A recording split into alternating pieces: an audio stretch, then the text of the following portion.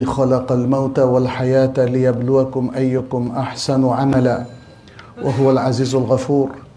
أشهد أن لا إله إلا الله وحده لا شريك له وأشهد أن محمدا عبد الله ورسوله.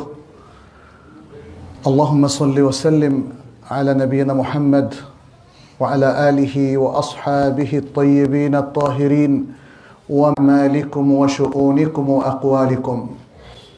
نسأل الله سبحانه الأعمال إنه ولي ذلك والقادر عليه. أيها المسلمون، الله سبحانه وتعالى من ثلاث إلا من صدقة جارية أو علم ينتفع به أو ولد صالح يدعو له। বলেছেন যখন মানুষ মারা যায় তখন তার সকল আমল বিচ্ছিন্ন হয়ে যায়, মুনকাতির হয়ে যায়, তার থেকে ডিটাচড হয়ে যায়, কারণ মৃত্যুর পরে আর কোনো আমলের সুযোগই তার নাই। ফলে কোনো আমল তাকে উপকৃত করতে পারে না। আপনার আমল আরেকজনকে উপকৃত করবে না, তবে তিনটা জায়গায় করতে পারে। নবী সাল্লাল্লাহু আলাইহি সাল্লাম ইল্লা দিয়ে সেই তিনটা জায়গায় তিনি ডিফাইন করে দিয়েছেন, স্পষ্ট করে উল্লেখ করেছেন। কি সেটা? সাদাকা জারিয়া। এই সাদাকা জারিয়াটাই মূলত আসলে ওয়াকফ। সাদাকা জারিয়া, যতদিন আপনার এই সাদাকাটা কার্যকর থাকবে ততদিন পর্যন্ত আপনার এই সাদাকা থেকে মানুষ সেবা পেতে থাকবে। এটাই হলো ওয়াকফ মূলত। আমরা যেমন অনেক সময় সাময়িক সাহায্য করে থাকি, এটা ওয়াকফ না। মানুষকে টাকা ধার দিই, এটা কিন্তু ওয়াকফ হলো না। আমার বাসায় কিছুদিন একজনকে থাকতে দিলাম, এটাও ওয়াকফ হলো না। ওয়াকফ হলো যদি আপনার জমি অথবা যদি আপনার বাসা অথবা যদি আপনার টাকা, আপনি একদম যতদিন এগুলো থাকে এই জমিনে ততদিন পর্যন্ত এটা আল্লাহর রাস্তায় থাকবে। এটা হলো ওয়াকফ, এবং এটাই হলো সাদাকা জারিয়া। যতদিন এই সাবস্ট্যান্সটা থাকবে বা এই অর্থ সম্পদ থাকবে ততদিন পর্যন্ত এ থেকে যতটা বেনিফিট পাওয়া যায় সবটাই মানব সেবায়, মানব কল্যাণে আমি ব্যয় করব। এটাই মূলত ওয়াকফের মূল নলেজ এবং কনসেপ্ট। সে কথাই রাসূলুল্লাহ সাল্লাল্লাহু আলাইহি ওয়াসাল্লাম বলেছেন, ইল্লা আন সাদাকাতিন, মানুষকে শিখিয়েছে। সেই জ্ঞানটাও তার জন্য মৃত্যুর পরে কাজে আসবে। কারণ জ্ঞান এমন একটা বস্তু যেটা রেখে গেলাম হয়তো বইয়ের মাধ্যমে অথবা ভয়েসে অথবা নাসিহার মাধ্যমে অথবা ছাত্র গঠনের মধ্য দিয়ে আমার থেকে যে জ্ঞানটা গিয়েছে সেই জ্ঞান এখনো আলো বিতরণ করছে। তাহলে বেনিফিটটা তো, যেহেতু মানুষ বেনিফিট পাচ্ছে, অতএব আল্লাহ আপনাকে বেনিফিট দেবেন। এবং এক্ষেত্রে হতে পারে কোনো মুসহাফ আপনি ছাপালেন, হেফজোখানায় দিলেন ফ্রি অফ কস্ট, তারা যতদিন পড়বে তারাও বেনিফিটেড হবে, আপনিও বেনিফিটেড হবেন। একটা দাওয়াতি বই আপনি দিলেন এবং সেটা আল্লাহর রাস্তায় দান করলেন কোনো লাইব্রেরিতে বা কোনো ব্যক্তিকে, যতদিন পড়া হবে ততদিন এর বেনিফিট সেও পাবে, আপনিও পাবেন, আপনি পাবেন সওয়াবটা। তাহলে এটাই হলো ইলমিন ইউনতাফাউ বিহ। সাধারণত যারা আহলুল ইলম, যারা ইলমের সেবা করেন বা নিজেরা ইলম অর্জন করে ইলম বিতরণ করেন, তাদের ক্ষেত্রে এটা প্রযোজ্য। আর আমরা যারা ইলমের খেদমত, শিক্ষা বিস্তারে ওয়াকফ, সেটা নিয়ে আজকে আমরা কথা বলবো।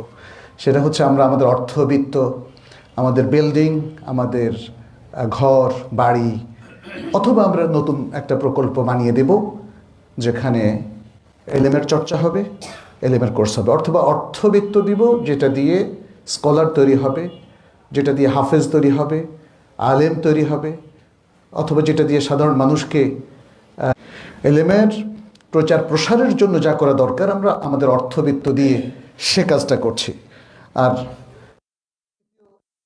তিনি বললেন সেটা হলো ওয়ালাদিন সালেহ ইয়াদউ লাহ, নেক সন্তান যে তার জন্য দোয়া করে। নেক সন্তান তো এমনি অটোমেটিক হয় না। নেক সন্তানকে তৈরি করতে হয়, তাকে তারবিয়া দিতে হয়, তাকে আল কোরআন আর সুন্নাহ পড়াতে হয়, তাকে ঈমান আকীদার তারবিয়ত দিতে হয়, তাকে ইবাদতটা শেখাতে হয় এবং আখলাক বা মোরালিটি তাকে শেখাতে হয়, এবং এর মধ্য দিয়ে তখন সে নেক সন্তানে পরিণত হয়। আর নেক সন্তান মানেই আপনি দেখবেন অটোমেটিক তাকে বলতেও হবে না তুমি আমার জন্য দোয়া করো, সে দোয়াই করবে। নেক সন্তানের এটা অন্যতম বৈশিষ্ট্য যে সে তার বাবার জন্য দোয়া করে। আর আমরা অনেকগুলো হাদিস থেকে জানি যে দোয়া মৃত ব্যক্তির উপকার করে। দোয়াটা এটা ওয়াকফ নয়, এটা একটা আমল, জীবিতদের আমল, যেটার দ্বারা মৃতরা উপকৃত হয়। তাহলে ওয়াকফের মূল নলেজটা পেলাম আমরা ইল্লা আন সাদাকাতিন জারিয়া, এখান থেকে। ওয়াকফের উপরে আমরা আরেকটা হাদিস পাই আবু হুরায়রা রাদিয়াল্লাহু তাআলা আনহু থেকে বর্ণিত, যে নবী সাল্লাল্লাহু আলাইহি সাল্লাম বলেছেন, ইন্না মিম্মা ইয়ালহাকুল মুমিনা মিন আমালিহি ওয়া হাসানাতিহি বা'দা মাউতিহি, বনি আদম তথা ইনসান, মানুষ যারা, তাদের মৃত্যুর পরে যে সকল ভালো ভালো আমল এবং নেকি মুমিনের সাথে সম্পৃক্ত হয়, অর্থাৎ মৃত্যুর পরেও সেই বেনিফিটটা তার অর্জিত হতে থাকে। ইলমান আল্লামাহু ওয়া নাশারাহু, এমন জ্ঞান যা সে মানুষকে শেখাচ্ছে এবং সেটার প্রচার প্রসার করছে। এখানে মানে যিনি আলেম তার ক্ষেত্রে তো এটা স্পষ্ট নেই, এলেম আছে, তিনি এলেম দিচ্ছেন, তাকেও এটা সম্পৃক্ত করছে, কারণ তিনি নিজে এলেম শিখেছেন এবং এখন শেখাচ্ছেন, প্রচার করছেন। দ্বিতীয় হচ্ছে যার কাছে এলেম নাই কিন্তু টাকা আছে, তিনি টাকা দিয়ে হয়তো মাদ্রাসা বানিয়ে দিলেন, অথবা মাদ্রাসার ভর্তুকি দিলেন, অথবা মসজিদ ভিত্তিক যে শিক্ষা কার্যক্রম আছে সেখানে ওয়াকফ করে দিলেন, ইত্যাদি নানাভাবে তিনি এই কার্যক্রমে সম্পৃক্ত হতে পারেন। এটা মৃত্যুর পরেও কাজে আসবে। তাহলে কি জীবিত অবস্থায় কাজে আসবে না? অবশ্যই আসবে। মৃত্যুর পরে যেহেতু আমল বন্ধ হয়ে যায়, এই জন্য মৃত্যুর ব্যাপারে আমাদের কিউরিসিটি আছে যে এই আমলগুলো মৃত্যুর পরে আমার সাথে সম্পৃক্ত হবে কিনা, আমি বেনিফিটেড হব কিনা। কিন্তু জীবদ্দশায় তো আপনি যে কোনো কল্যাণই আপনি অ্যাভেল করতে পারেন, তাই না? যে কোনো কল্যাণই আপনি পেতে পারেন। ফলে মৃত্যুর পরে যে কল্যাণগুলো সেটা জীবিত অবস্থায় আরও অধিক হারে প্রযোজ্য, তবে মৃত্যুর পরে সব কল্যাণ আমাদেরকে স্পর্শ করবে না, কিছু কল্যাণ, তার মধ্যে এটা হলো একটা, নবী সাল্লাল্লাহু আলাইহি ওয়াসাল্লাম বলছেন। এরপর বলছেন ওয়ালাদান সালিহান তারাকাহু, একটা নেক সন্তান যাকে তিনি দুনিয়ায় ছেড়ে গেলেন। ওয়া মুসহাফান ওয়াররাসাহু, একটা মুসহাফ, মুসহাফ আমরা যেটাকে কোরআন শরীফ বলি, আল কোরআন, কোরআনের যে ভলিউম এটাকে বলা হয় মুসহাফ। এই মুসহাফটা যদি সে বানিয়েছে, আও নাহরান আজরাহু, অথবা কোনো নাহার, কোনো ছোট নদী, পুকুর, অথবা পানির কিছু স্রোতস্বিনী, মানুষের পানির অভাব দূর করার জন্য যা সে জারি করেছে, যা সে তৈরি করেছে, যেমন নাহরে জুবাইদা নাম আপনারা শুনেছেন, এটা আব্বাসি খলিফা হারুন আর রশিদ তার স্ত্রী, তিনি এটা চালু করেছিলেন। লম্বা, মানে বেশ অনেক কিলোমিটার দূরে যারা হজে যাবেন, যাতে হজে তারা পানির অভাবে না ভোগেন। এখনও সেই নাহার কিন্তু আছে। আপনি যখন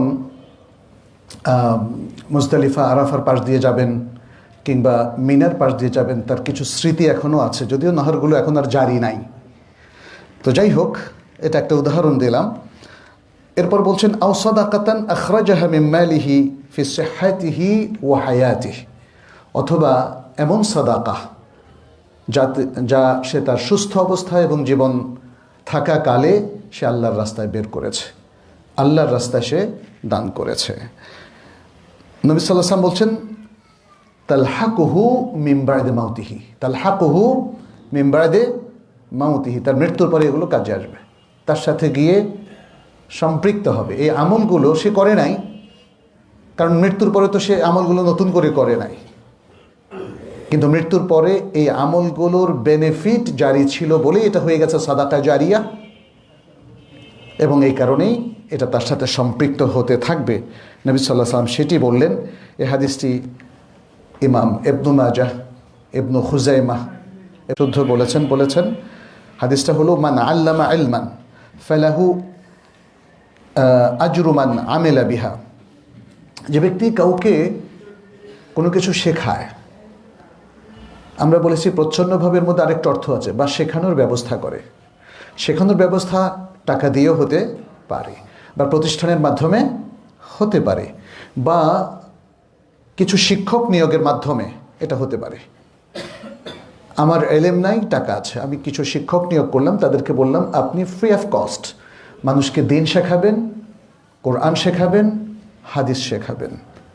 তাহলে এই হাদিসটা এই সকল প্রকার যারা দ্বীনি ইলম শেখানোর সাথে কোনো না কোনোভাবে সম্পৃক্ত তাদেরকেও এই হাদিসটা ইনক্লুড করছে।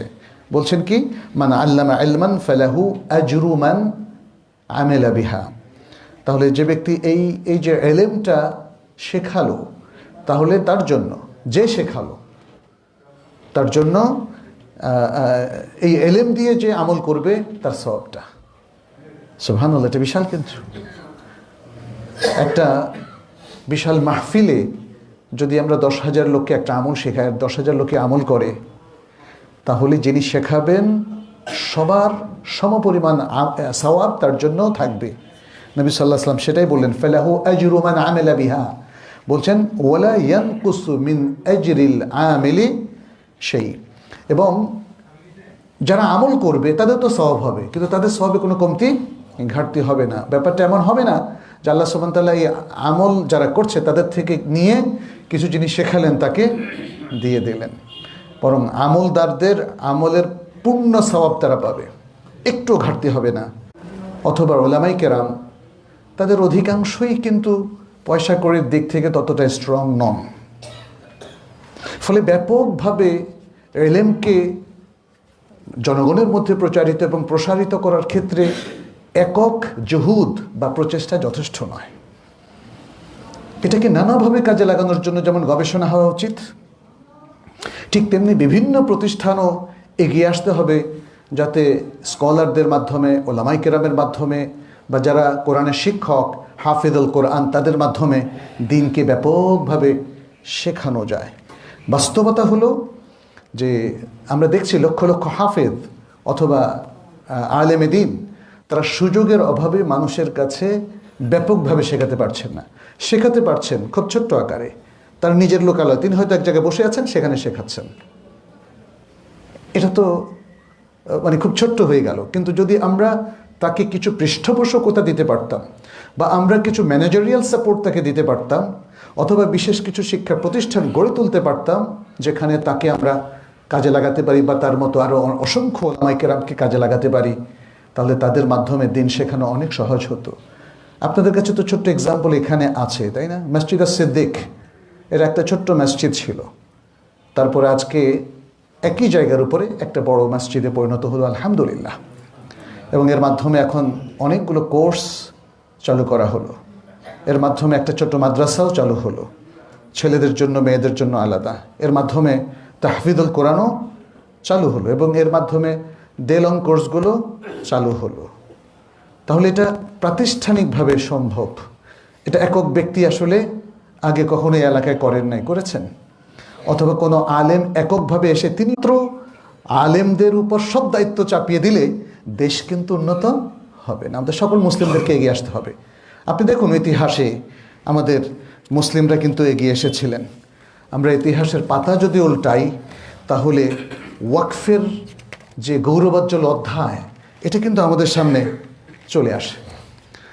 আমি কয়েকটা উদাহরণ দিচ্ছি। আগে ইতিহাস থেকে একটু বলি। ইবনে বাতুতা, আপনারা তার নাম শুনেছেন, তাই না? পৃথিবীর বিখ্যাত একজন মুসলিম পর্যটক।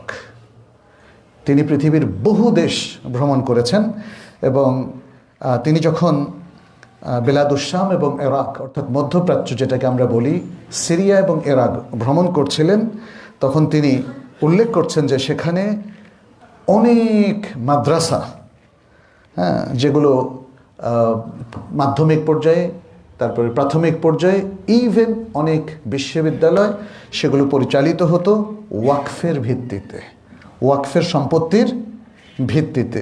এটা একটা ইতিহাস। এরপরে আমরা বাগদাদের ইতিহাস যদি দেখি, সেখানে আল কারনুল খামেস আল হিজরি, অর্থাৎ পঞ্চম হিজরি শতকে দেখা যাচ্ছে যে অনেকগুলো মারহাদ, মারহাদ মানে ইনস্টিটিউট, ইংরেজিতে বলা হয় ইনস্টিটিউট, তারপরে অনেকগুলো মাদ্রাসা, বড় বড় মাদ্রাসা, এগুলো দেখা যাচ্ছে যে পরিচালিত হতো ওয়াকফের সম্পত্তির ভিত্তিতে। দেখেন তখনকার মানুষ দুই দিক থেকে আমাদের চাইতে শ্রেষ্ঠ ছিল। এক, বুদ্ধির দিক থেকে আমাদের বুদ্ধি কম, কারণ আমরা দুনিয়া, দেখেন বুদ্ধি যাদের কম ওরা দুনিয়ামুখী হয়, বুদ্ধি যাদের বেশি তারা আখিরাতমুখী হয়। কারণ আখিরাতের সাফল্যটাই তো স্থায়ী। বাল তু'থিরুনা আল হায়াতাদ দুনিয়া ওয়াল আখিরাতু খায়রুন ওয়া আবকা। বরং তোমরা দুনিয়ার জীবনকে প্রাধান্য দিচ্ছ, প্রায়োরিটি দিচ্ছ, অথচ আখিরাত হলো এবং স্থায়ী, অধিক স্থায়ী। ফলে যারা যারা আখিরাতমুখী তারা ওয়াকফের কথা চিন্তা করে।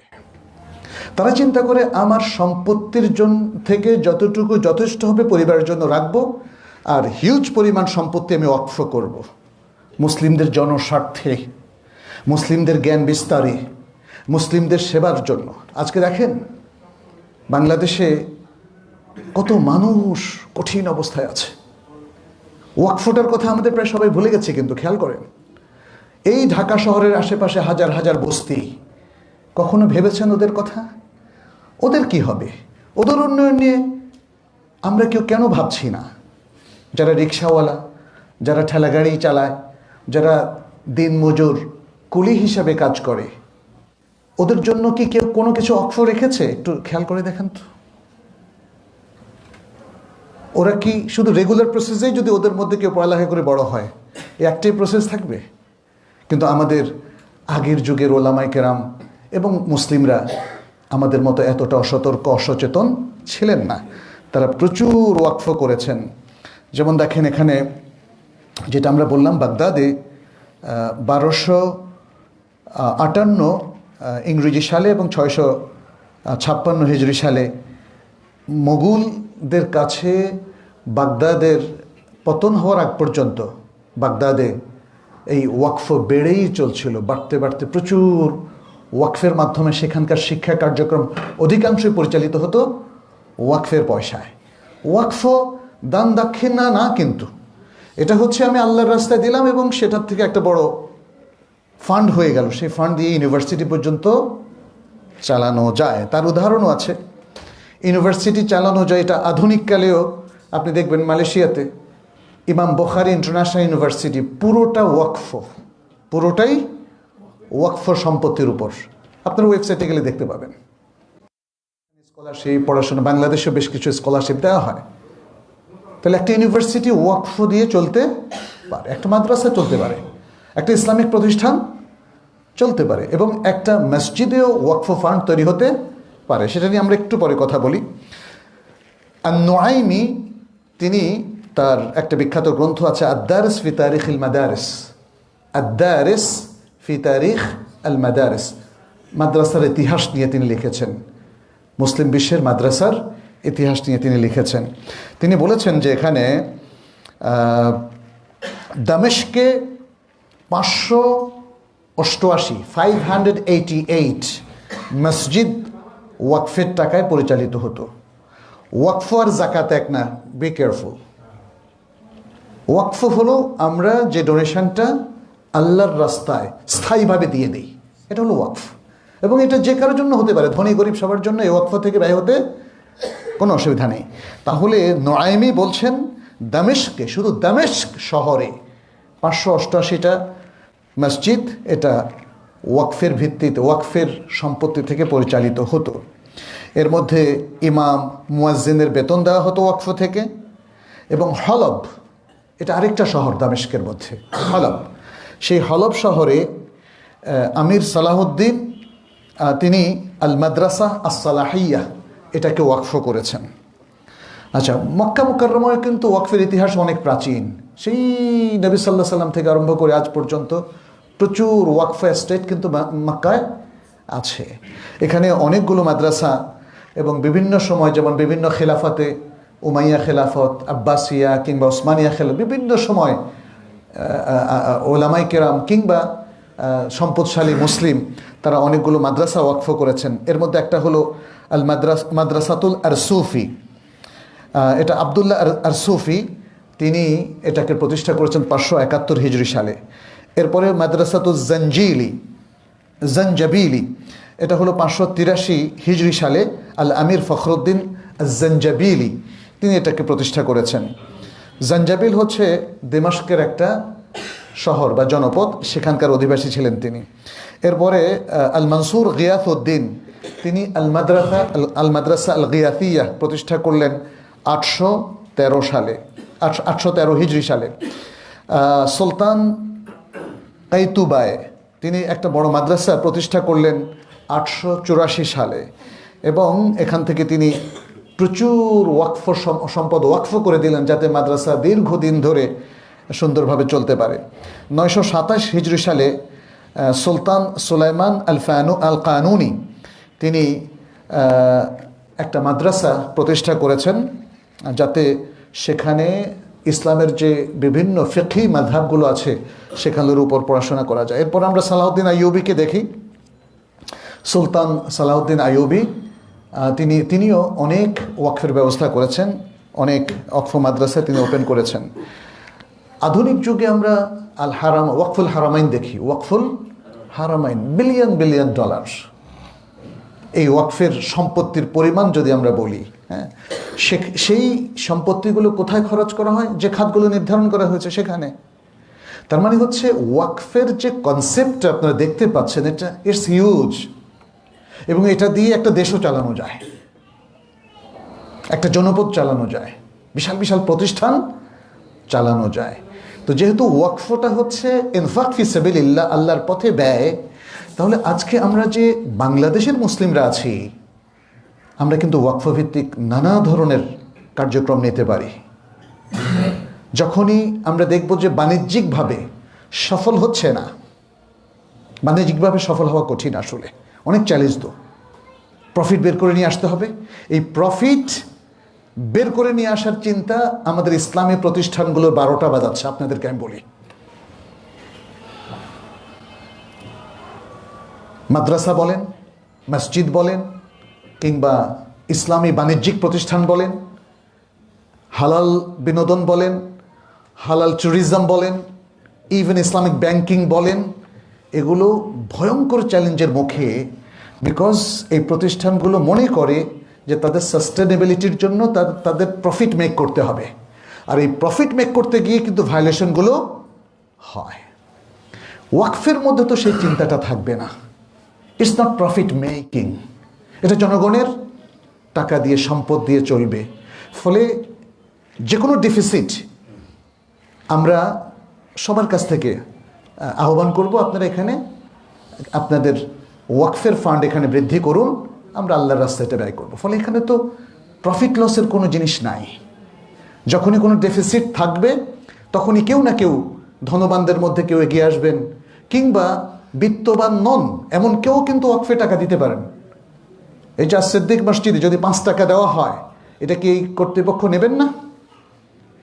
10 টাকা 5 টাকা অবশ্যই নেবেন। কেন নেবেন না?